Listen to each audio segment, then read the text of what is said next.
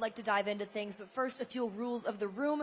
If you would, please state your name and affiliation so we know how to address you. And if you don't mind, after you ask a question, please pass that mic around so we can get as much involvement as we can out of this press conference. So your top three: Malcolm Stewart, Cooper Webb, and Jason Anderson.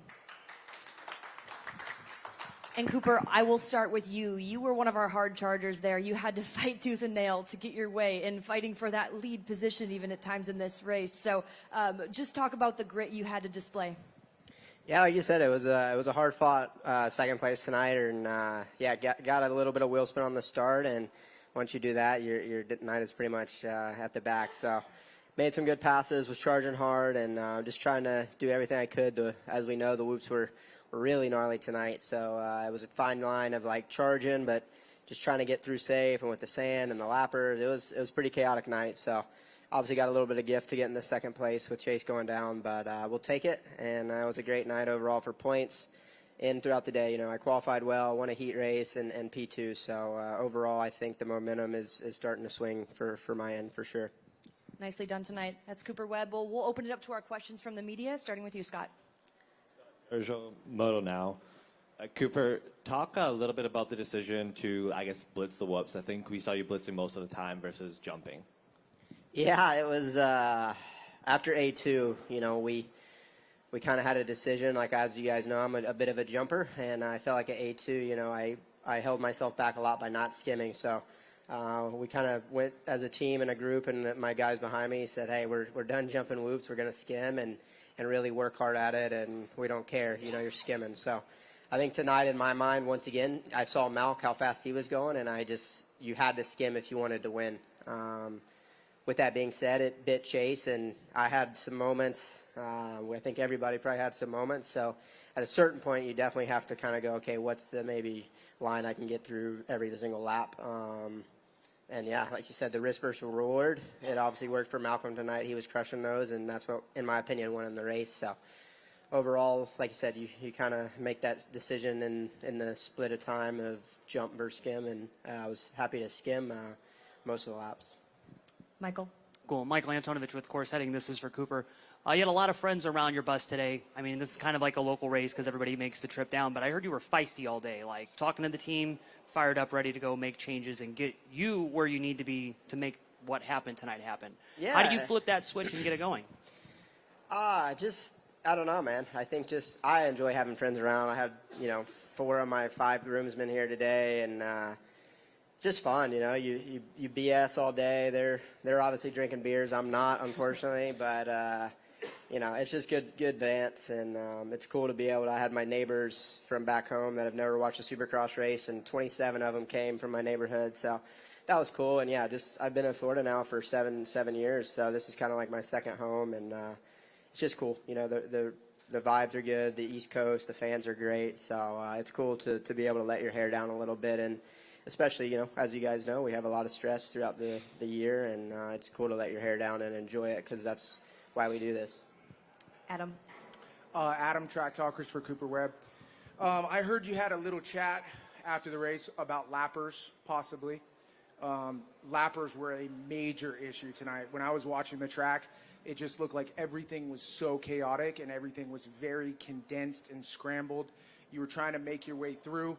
I know that's tough for you. What are your suggestions? What are your thoughts that you could do better?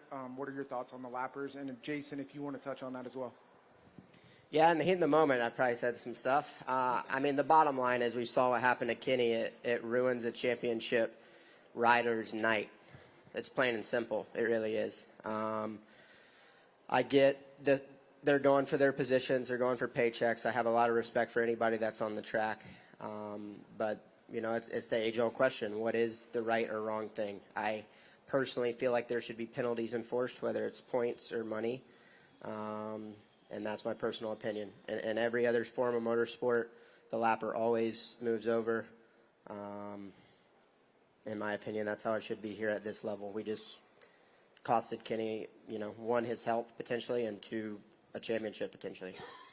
So you think they should get penalized if they don't move out of the way clearly?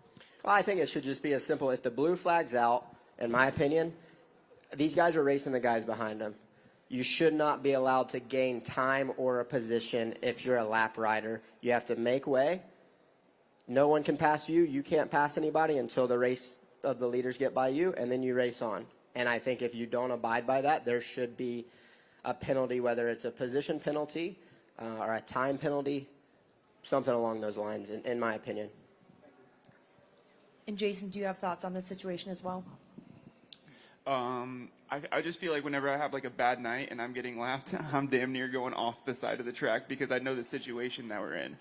And like Coop said, like I completely respect when they're on the track and stuff like that. But you catch up to some guys and you see them trying to make time up on the other guy when the blue flags are out, like they're using it to their advantage. And it's just tough when like the main race is going on right there with them. So it's hard to like knock them for it because obviously they're making a living doing what they're doing. But at the same time, we're threading the needle to pass these guys to win the race. And when they're trying to cut off the guy in front of them and we're trying to pass them and we're lapping them, it's two different races and it can cause havoc, you know. And it sucks for Kenny because I was right behind him and he literally did nothing wrong, you know. And it was just crappy situation. Mitch Kenseth, Racer X. We'll go to Cooper here. Anton kind of asked about the feistiness, and I feel like the second you were on track today, like you were just on it from qualifying, the heat race, everything just looked a little bit more clean and like a little bit more aggressive. Was that just a switch in the mentality for you, or just, I guess, did you kind of feel like, hey, I need to get one here? I guess, what was that approach there? It just looked like you were just more aggressive with everything today. Just mentality. I mean, obviously it's no secret. It's a bummer with Jed, and it sucks, and you want to race the best of the best. But, I mean, we're all realistic. In my opinion, it opens it wide open. So it's an opportunity. These don't come often, and I wanted to make the most of it. I was able to go home to Florida this week, and I think that really helped, just being back home in your routine and just riding, you know, back at the farm and with the boys, and even the guys here today, all that East Coast squad. They're some of my, you know, I get along with Deegs and Cole and those guys really well, but these guys are, I guess I know them a little better, right? Like I hang out with them maybe away from the track a little bit more and stuff like that. So it's cool when you're around the kids too, and it's just overall good vibes. And in Tampa, I've had great success, and you know that when you come into stadiums, you just kind of have that little swagger. So.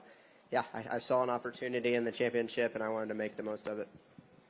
Sir, in the back. Ben Bridges, the stat guy. Cooper Webb, once again, you came in fourth place in the points, 10 points down. You just got your 66th career podium, your 88th top five. You think winning that moto last week at Glendale really said to you, hey, I'm going to get into this championship run, and here you are, second place. You just keep chopping wood, brother. Appreciate that. It is, it's incredible, right? When you break it all down, it's, man, the guys we're racing right now, I truly think some of the best to ever do it. So it's an honor. And yeah, like you said, it's just opportunity. And I think, last weekend gave me a lot of confidence. Even though it wasn't a real main event, you get that and you get the ball rolling. It was a big boost for me. Dan. Dan Beaver, NBC Sports for Jason. Third podium now. One of the races that you didn't podium, I think you were dealing with some illness.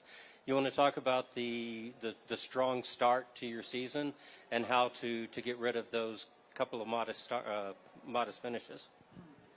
Yeah, I think obviously I think San Diego was obviously not like the best, but even last weekend, you know, like I got 7th and I was straight up 7th. You know, it wasn't like I was like any faster than what I was. It's just the class is super deep. You know, I'm battling in 7th place. I'm battling, you know, AP and Barsha, and those are guys that have won main events in the past. So it's tough. It's at the same time though, being able to get 3 podiums so far in the season, be third in points, and it's nice. I definitely want to keep moving further up, and it would be nice to have maybe some of those nights where I feel super comfortable that I could make a charge for a win. That'd be really cool. In the back, sir. Brock Bridges, supermotocross.com. Well, he's not up here yet, so I'm curious what y'all think about it. Y'all been racing with this gentleman for many, many years now, Malcolm Stewart, and do y'all have any comments on for him? And I know that you both had rather be in the middle of this table, but you know, this is a guy that's been racing with you all for a decade plus. I just was curious if you had any comments on that. Yeah, I think it's pretty cool. You know, obviously Malcolm, it's taken him 100+ starts to get it, and you know, to go through all those starts and to keep your head down and still be able to charge and want to have that hunger to win is really cool. And obviously to do it here, I mean, he's always been fast enough. You know, it's just putting the pieces of the puzzle together for him, which is, you know, what we're all trying to do. But he's always had speed on his side, so you always knew that he was fast enough. So it's cool to see it happen. Yeah, same. Like you said, right? We all want to be in that center spot, but yeah, I mean, I've known Malcolm for a long time, since I was 12 years old, and we've been racing since 2014 and in the trenches at Eldon's together, and so it's awesome to see. Well deserved. He's an awesome guy. A lot of respect for him, and it's cool to see. And speaking of Malcolm, I would like to welcome him up here to the press conference, Mr. Malcolm Stewart.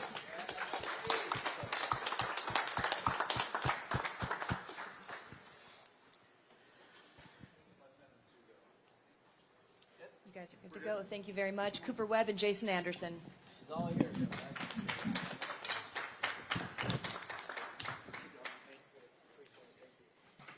Malcolm, storybook, not just to do so in Tampa, not just that first win, but 2023, you're out, you're injured. 2024 was about rebuilding that confidence. At what moment did you say to yourself, I'm going to win?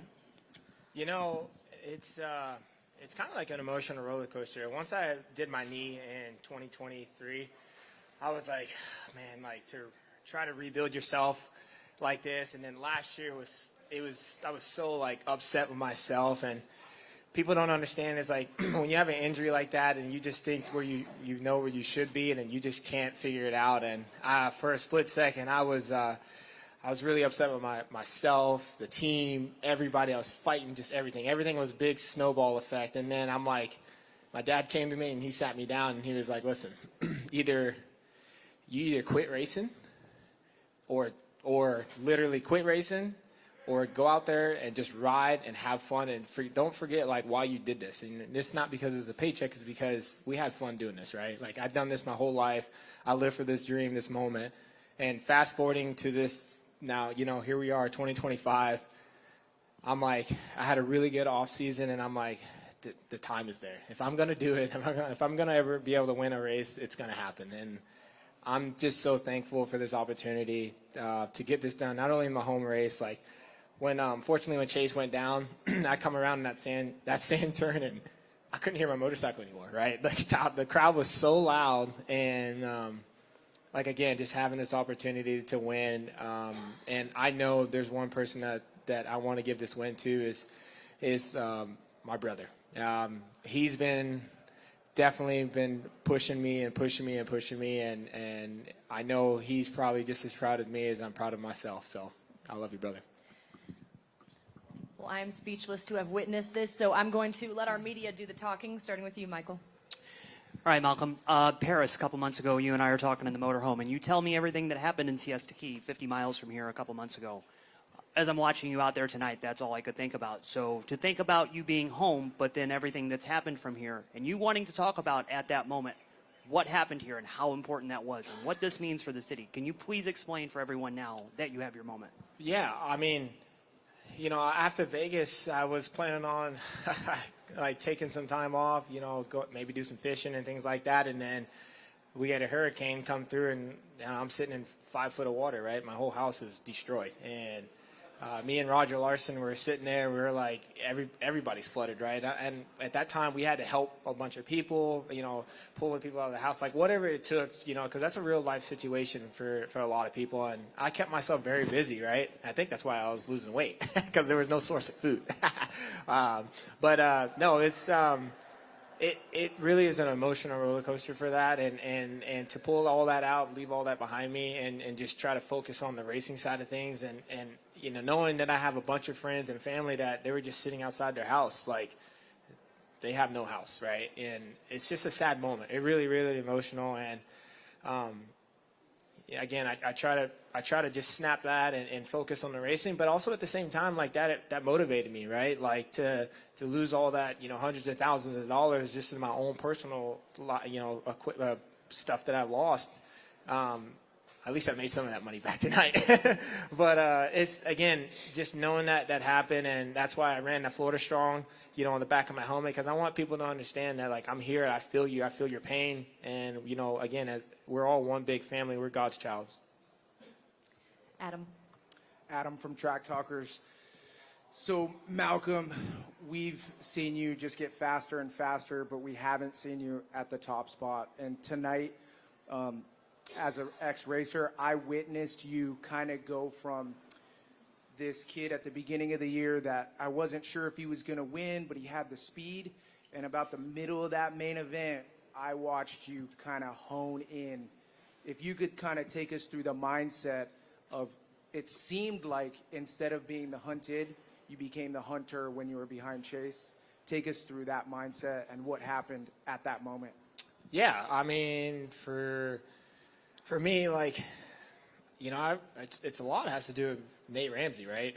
Because he's always told me, like, dude, just be there. Like, if you could just be there, and Alden as well, like, if I could just figure out how to be there, like, after halfway, and I can, you know, as a racer, like, you see that person and you see those little mistakes, you feed off of that, right? Like, and I knew, like, Chase was kind of indecisive through the whoops, like, he was going to the right, he's going to the middle, he's going to the left, and I was like, this is my point. If I can just get through these whoops really fast, put that pressure on him, I know it can start probably getting his mind starting to think, and then I can start seeing them switch his lines up all the way around the racetrack. I'm like, okay, if like I can just get, like, literally, I'm like, this is the moment, right? And of course, like, Jared, my mechanic, he was putting on her, and he's like, you got it, believe in it. And I'm like, dude, like, I'm gonna go for it. Like, I'm gonna go for it. And I had that mindset through the whoops. I was on the right-hand side. I'm like, me and him are going to go in this corner together, and I'm going to put pressure on him. And then I started to see that front end wash, and he went down, unfortunately. But he was putting on a great race. And, man, you know that feeling when you're just feeling the track, you just feel everything. The whole bike is connected. Like, I can feel that vibe. And, again, as I said before, like, there's points in some of the corners that I couldn't even hear my motorcycle, right? Like, I was probably in first gear and didn't even realize it, right? So it's an awesome feeling. Thank you. Mitch Kendrith, Racer X here. So obviously we talked in December at the SMX Media Days, and like you mentioned, you want to get to the races and let things happen just because you'd missed so much time. Whenever you saw that opportunity coming up, like, how did you remain focused? And I guess, you know, you mentioned the emotions and everything just all coming out. The fans were going crazy. Like, how did you just remain calm and get through it all? And just walk us through your mindset as that's all happening. And as your brother's on the call, like your family's here, just there's so many things going on at once. How did you remain calm and all that? Well, I could definitely say I had a lot of pressure for sure with the hometown crowd. If you're going to do it, you need to do it in front of them, right? And, like, for some reason, I just got down to that line, and I was like, dude, just let it go. Like, who cares what we do tonight? Like, at the end of the day, if I know, if I go out there and give it 110%, like, let's just see where the cards fall. And Ramsey's been preaching that. We do, after chapel service, we do the little thing in the truck.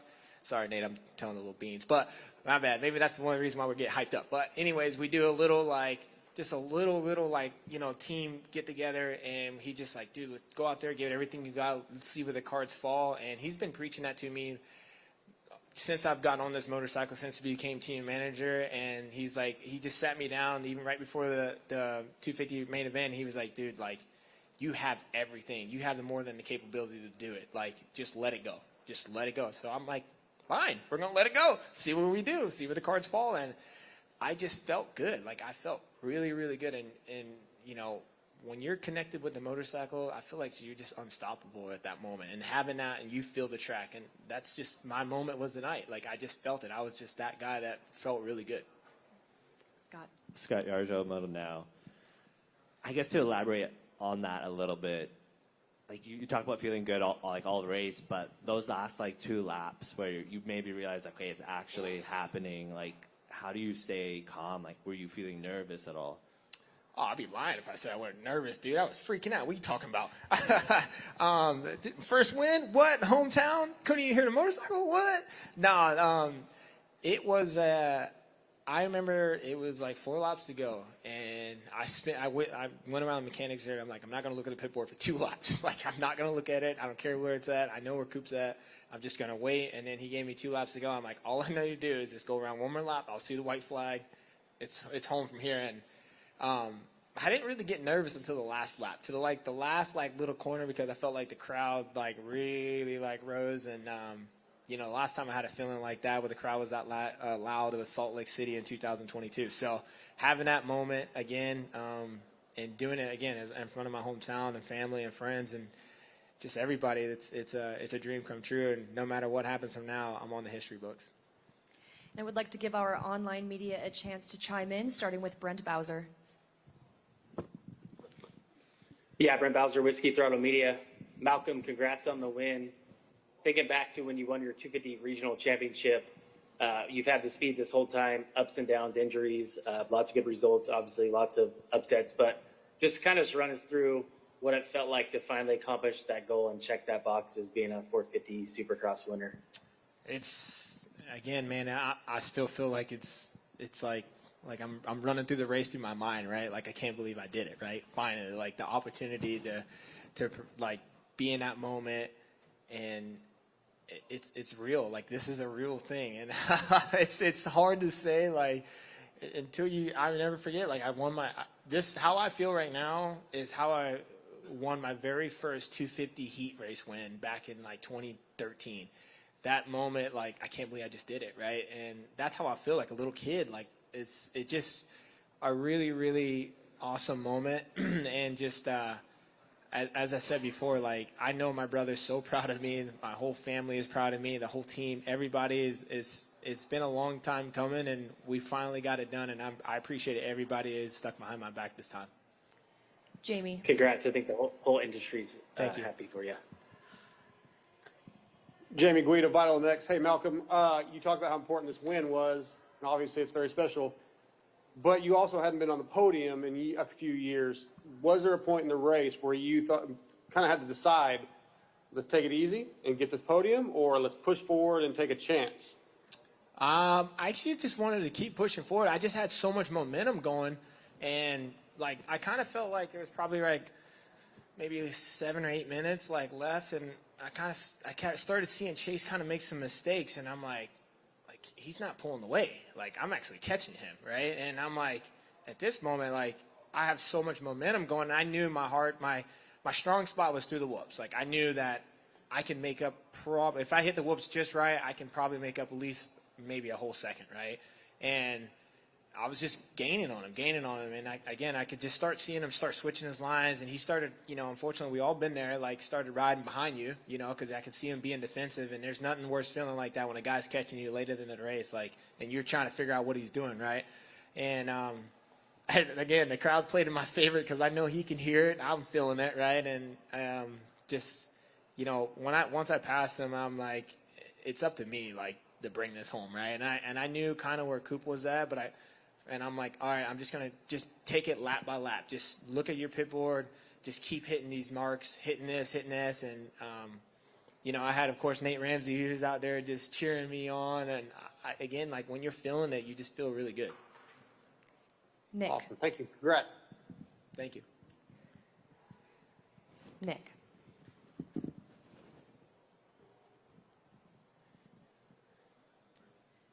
Doesn't look like we're coming through. Nick, I'll try and circle back to you. We have our next question here online. I believe I can only see your initials from here, AR. Oh, yeah, this is Austin Rohr filling in for Swap Moto Live tonight. Malcolm, compared to the last few weeks, I would say tonight's track, at least from the outside, looked like a fairly basic layout. We didn't have a lot of big lines, and yet we saw a lot of carnage. Obviously, you were able to thread the needle, but can you speak to maybe what it was about tonight's track that was so challenging for a lot of riders?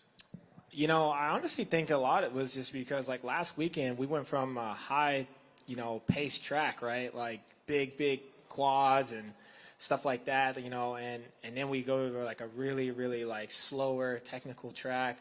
Even though the track was kind of simple, but it was actually very technical. And that's why a lot of us was very, like, searching, trying to figure out lines. And, of course, anytime you put a long sand section like that, it was definitely going to be tough. But, it was one of those tracks that, if you override, you can just get yourself caught up in the moment. And then next you're fighting everything, right? And I just kind of was just like, all right, like, just be in the right gear through the whoops, like easy on your clutch, you know, with the sand, just hit your marks, like, and just hit them consistent. Cause I kind of felt like that one thing that me and Nate Ramsey been working on is consistency, right? Like if I can just be able to hit, whether if it's 54s or 55s or whatever, like, and just hit them, like, let's say if we can hit him 15 laps in a row, like, that's how much further ahead we're going to be. And that's one of the things that I've been trying to work on myself, and like I said, Nate Ramsey, Alden Baker, and that I just connected the dots tonight, and that's kind of how it happened. And again, like having that moment for me is it's only motivating, and you know I want more of it. Thank you. Jason Wygant. Yeah, thanks, Haley. Sorry I couldn't be there tonight, Malcolm. Congrats on that awesome show. I think everybody's happy for you. This is obviously a big step tonight, and the belief, I'm sure, helped when you were catching Sexton. But in general, off-season, even leading to Anaheim, coming out of Anaheim, do you feel there was something that clicked this year compared to last year, or is this a complete surprise even to you to take this big a leap in 1 week? You know, I kind of felt like it was like I've always had the speed. I've always like just needed to I always felt like I've always had it, right? I just needed to be in that moment. And you know, believe it or not, like last week, I had 2 really good starts in that Triple Crown, right? And I'm like, all right, like good start. Like even though we didn't ride that very well, but there was a positive, right? Like we finally started figuring our starts out, and if we can just take that, you know, and apply it when you actually know how to ride a motorcycle, and let's see where it actually falls, right? And that was exactly what happened tonight. Like I put myself in the right moment. I felt like I was just really, really good around the racetrack where riders were struggling. I could see them like, you know, holding the clutch and kind of overriding the motorcycle. And I was just like, okay, like they're like the bike's riding them. Like you're not riding the bike. And I'm like, I can get around these guys, like, and just take the moment, just take the chance. And you don't know what you're capable of until you push the limit, right? And I just kind of was just trying everything I can, and here we are. Like again, I got first. Like it was an awesome feeling again. And we'll try this again. I apologize for any technical difficulties. Nick Still, do you still have a question? I believe you're muted, sir. Uh-oh. No. All right. I apologize. We are going to move on. I do have time. Oh. Go ahead, Nick. Hold on there for a second. Yes, thank you. Malcolm, congratulations, man. God, it's amazing to see you get this. So now that you've won, you've done this, you're going to celebrate. Is there anything fishing you can do that's going to compare anywhere near this? You know, at this moment, you got to enjoy it, right? Because when I go back to work Monday, it's going to be behind me, and next thing you know, we got to keep going and keep racing. And again, like I have a really solid group of people that are going to remind me that you can do it, and we finally did do it. So this is what, round 5 or so. We still got a lot of racing to go. So again, I'm more than thrilled, but I'm more proud of my team, right? I'm so proud of my team, and I know I was out there riding a motorcycle, and people want to say that, but like I feel like that was a we thing, right? Like we did this together as a team, and the whole team has been behind me since I did my knee, since the emotional. Like I could see Nate Ramsey just having an emotional roller coaster, and to do this while I'm still in my prime, I feel like, and Nate Ramsey's being a team manager and the whole Husqvarna group, like it is a massive, massive thing for us, and this is a big deal for us. And we're going to take that moment and celebrate it, and we want more of it as a team. And I know he's sitting there smiling at me, and I'm so proud of him and myself, and we can sleep. We can finally sleep restless. You know what I'm saying? And it's awesome. Malcolm Stewart, go get back to celebrating. Enjoy your night. Malcolm Appreciate Stewart, tonight's it. Hey, I got a question for you though. Are you still rapping? All right. For real? What? Bro, slide it to me, bro. Okay. All right. Awesome. Thank you very much. Malcolm Stewart. And also on our podium, of course, as we heard from earlier, Cooper Webb and Jason Anderson.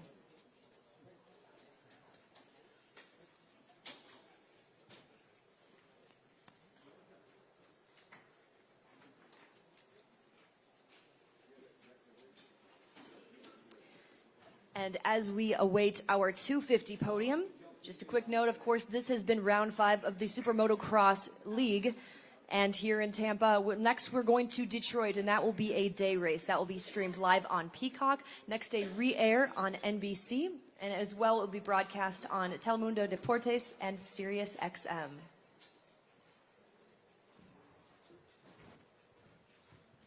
It's my honor to introduce to you our top three, Max Anstey, Daxton Bennick, and Cameron McAdoo. And we'll start with you, Max. Wow, a perfect day. And you told us just a couple of months ago that you are always learning. That's been part of your recipe for success. Well, what newly acquired knowledge do you believe led you to have such a perfect day today? I think I think the biggest thing is the obvious. You know, being with Star, with this crew, having a great group of guys to train with. You know, for me, I over my career, I've trained primarily a lot alone.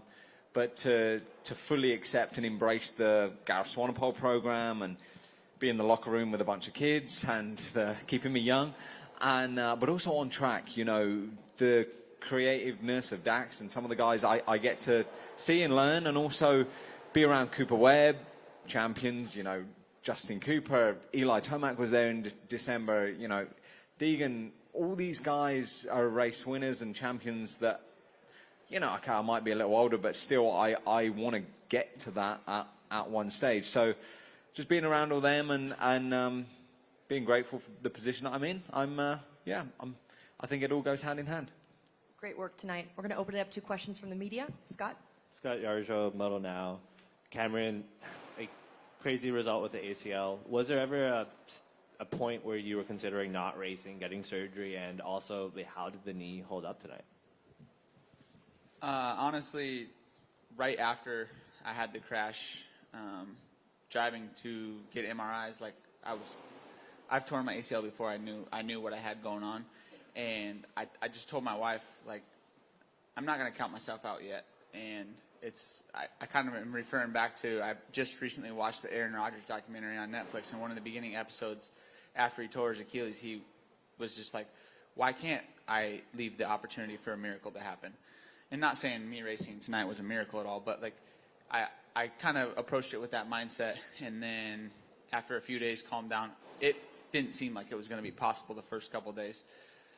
We got a lot of swelling out of it, and we're able to do some taping, and I was like, man, I think I'm like ready to go try to ride at the track. And that was the only option after having some meetings with my team. It was the only way I was coming to race is if I could go ride on the track, you know, what we felt was safely.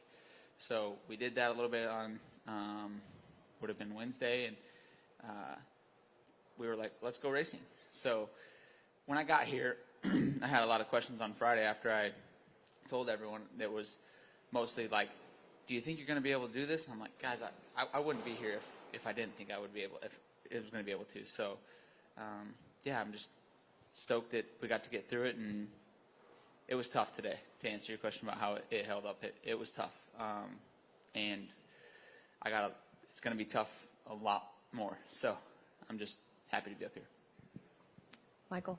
Yeah, Michael Antonovich with Course Heading. This is for Max. Rarely do we see a red flag in a main event. It's kind of common in heat races and everything, and you guys get regrouped. But can you take us through what went on down there on the starting line? Because you guys, max heart rate, everybody's hot. You got to get resituated on what you know needs to happen, and then set up for the last half of the moto. I think the biggest thing for me was I was in a battle with Pierce, and we were sending it down the whoops, and then I had a front row seat. You know, I was basically next to him, or like I was right there when he went down, and then they red flagged it, and he didn't get back up the next lap, and it kind of took the wind out of my sails a little bit because, you know, got the red flag. We all know Pierce. We're in the locker room with him. We're in, you know, you don't want to see one of your teammates go down. And two, the whoops were tricky. So then when they red flagged it, we had like 10 minutes sitting there. It was like, what do we do in the whoops today, right? So when I was getting ready to go back out, it was hard being in front in a way because the whoops were tricky. I didn't want to go down or do anything silly. So I was trying to just be as solid and as consistent. And I knew round one, a lot of crazy things happened. So just being down there, yeah, you got to refocus and go again. But definitely after the red flag, it was just hit my marks. It was nice that Dax was there and just doing our laps like at the practice track and trying not to do anything too crazy in the whoops. Yeah, not get too sandy in them. Adam, Track Talkers for Max. Today, I initially thought you were a winner of the main event. That's who I had marked. There is some hurdles that you had to get through the day that I know you were thinking about prior to this event. What were some of those? And what are some of the hurdles that you think you have to get past to win this championship? Honestly, this was the most uneventful day for me as far as changes. You know, we did our homework. I've obviously got a proven team and a great team, and you never really know in the off season. But coming into this race, I literally did one click. That was it. I went one click different and one click softer just to help it out and not be quite as slippery. So that was all I did. Everything was good. They asked me, is there anything you want to change? And yeah, previous years I'm always like, right, I'm feeling this, let's go this direction or that direction. So I honestly think moving forward into next week, it's just keep executing the starts and keep business as usual. That's the plan right now, and I want to be in this for the whole thing. That's the goal. This is check number one, right? It's good. Let's move on to Detroit and see what that brings us, and we'll go again next week. Congrats, Max. Cheers, mate. Dan Beaver, NBC Sports for Daxton. We started the season, or we started off on Friday talking about how stacked this field was, and your name may not have been at the top of everybody's list. Now, looking over at what they're doing in the 250 East with Cole running so well and Drew having a nice, do you feel like there's some sort of a little bit of a changing of the guard that you're a part of? Yeah, for sure. The boys on the West are riding good. But, I also seen that thing, like the power rankings, and I wasn't even in the top 10. I was like, I got to prove these guys wrong, and that kind of fired me up a little bit, It's a point to prove. And I actually felt really good all day. I felt like solid. I qualified 6th, and I was honestly happy with that. Like thought that was good. So I went a little deep on the heat race start, but made some changes for the main, and yeah, I'm happy with it. Mitch Kendrith, Racer X. We'll stick with you, Dax. Last year you had the podium at the first round, and I think that was, I guess, one of the highlights of your year. Obviously, it wasn't spectacular after that, but that was a high start to the year. This time around, do you think this is repeatable, this performance, everything that led up to this race? Like, does this one feel different, I guess, and how can you go about this next week and repeat this performance? Yeah, for sure. My main event, I felt, was pretty solid. I was kind of just clicking my laps off. It didn't feel like super hard. I was breathing hard for sure. I was a little nervous in second, but yeah, it felt like I was in a good place really, and I feel like I could do that. Like, it wasn't too bad. The whoops were haggard tonight, and I was like pretty good in them. So that was really the only thing that was worried me a little bit tonight was the whoops, and I got them pretty good. So that helps me mentally know that moving forward I'll be good, and just got to stay level-headed. We go back to work on Monday with the crew, and there's some things I need to work on, be a little better on, and show up next week and hopefully repeat it. And were the whoops the big focus for the off-season, or did you have one specific thing you needed to work on from last year? I wasn't awful in them last year, but I was definitely worse at the race. Like, I was pretty good practicing, but at the race I was a little more scared of them. But today I feel like I finally overcame that a little bit because they were no joke, and I was pretty good. I actually tried to jump them just to see if it would be any better, and I ended bad, and I was like, I got to go back to skimming them. So I went back to skimming them, and it was good skimming them. So yeah. Adam from Track Talkers for Cameron. Dude, I've seen you have some of the gnarliest crashes, and I've seen you get back up again and again and again. And now you have this knee injury like we just talked about. How do you stay so mentally strong to be able to get up again and get on the podium? Most guys would just be happy with a 10th or a 15th and just come away with some points. How do you continue to pick yourself back up and perform at an elite level? Get up. That's what you have to do, and that's I get up every morning, get up every day with whatever's thrown at me. To be honest with you, I credit a lot of this in kind of the way I approach these things to my sister, and the way she is, and she's in the U.S. Navy, and I see a little bit more firsthand what those guys go through, and racing a dirt bike with an ACL is pretty easy compared to what some other people deal with. So decide what your heart is, and I'm going to keep putting my next best foot forward, whatever that might be. So that's what I did tonight. That's what I've done each day, and I think that's what most of us do as racers, and that's why this is one of the gnarliest sports in the world. Michael. All right, Cameron, to piggyback off of that, to do this for Mitch, like, how does that feel? Because there are a million jokes online right now about, oh my God, Mitch. I mean, it probably feels terrible to have that conversation with him. I'm hurt again. And then to see how everything has been going recently for the guys, you even having what happened today. I mean, how does this feel to do it all for him and make good on what you guys are doing? It feels great, honestly. I kind of referred to it in the pre-race press conference that the situation and how it happened and it not being my fault. And I just felt that I owed it to the team and myself together. Like, we've all put in so much work, and anyone that knows Mitch knows that, gosh, that guy, like, he'll do anything for it, and he cuts no corners. And honestly, like you referred to with a lot of the social media stuff, and you got to be great to have people talk about you like they do about Mitch. And even if it's what they talk about, like, he's done some great things, and I'm really grateful to be a part of his program and be one of the people that he's believed in for multiple years on end now. And that's a huge thing.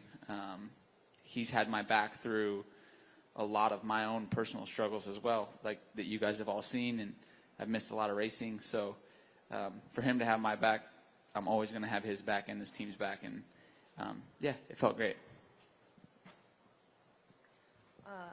Well, actually, we're going to take some questions from the online media. We do want to circle back to the room if time allows, starting with Brent Bowser.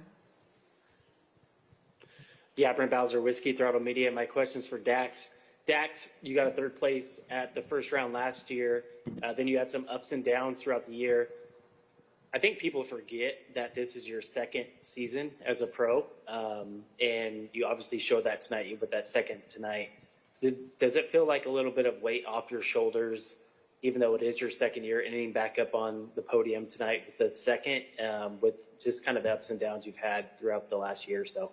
Yeah, for sure. And I told myself, coming into the season, I didn't know if the podium was going to be the goal for the first round, to be honest. Like, I didn't know.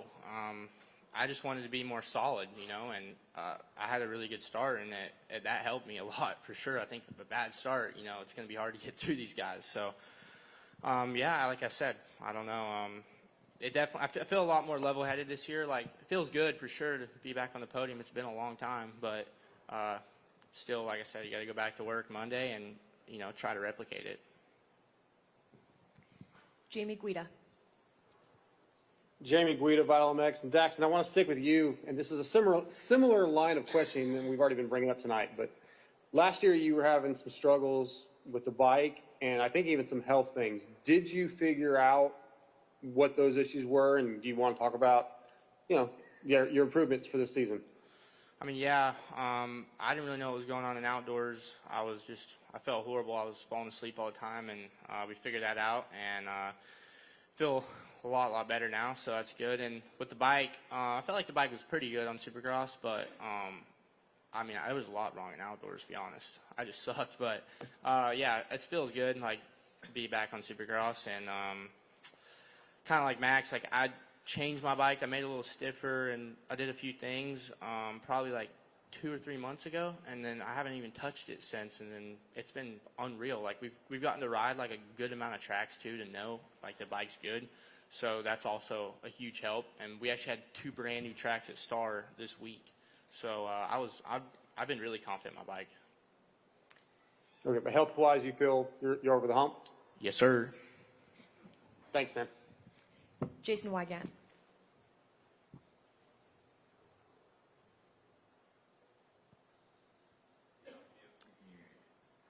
We may have technical difficulty. Are you muted, Weege? Sorry. Yeah, it's not technical. I just didn't hit the mute button. Max, last year I know you got to ride with this team a lot, and you were going fast, and you did lead the points, and then that was kind of a heartbreaker that fell away for you. But was last year a step toward confidence to believing, okay, I can be a title guy in 250 Supercross? Did you need that step last year to maybe even get to where you are right now? Yeah, of course. I mean, everything in life is preparation for the future. I mean, it definitely helped. But also coming into this season, if you spent too much time looking at the entry list, you were like, geez, there's a lot of race winners and a lot of very fast guys that, you know, even Cameron up here, you know, like back when I was in Europe watching these guys race Supercross, it was the dream. It was, all right, I'm locked in when I'm here now. I'm on Star. I'm living the dream. It is pretty cool putting my team shirt on and coming to the track today was like, all right, I've made it. All right, I got to go and do my work and execute. But yeah, of course, everything in my life, whether it's GPs and up until this point, I'm 31, but it's crazy. I have a lot of admiration for these kids that are 18 and 19 and doing the things that I've always wanted to do. It's taken me a little longer to get to this point, but honestly, it doesn't matter if you're 18, you still got to race me now, and it don't matter at the end of the year whose name's on that trophy. I don't care how old I am. So I literally feel like I'm in a better position body-wise, a better position mentally than what I've ever been in. And man, yeah, I'd love to have been in this position when I was 17, 18 years old, but I'm not. I'm here now. Everything in life is preparation for the future. And all right, we've got a stacked field, but just focus on myself and execute and hit my marks. That is all we have time for this evening. Gentlemen, thank you. Max Anstey, Daxton Bennick, and Cameron McAdoo. Thank you. And this again has been round 5 of the Super Motocross World Championship League. We'll see you next weekend, round 6 at Ford Field in Detroit. Have a great night.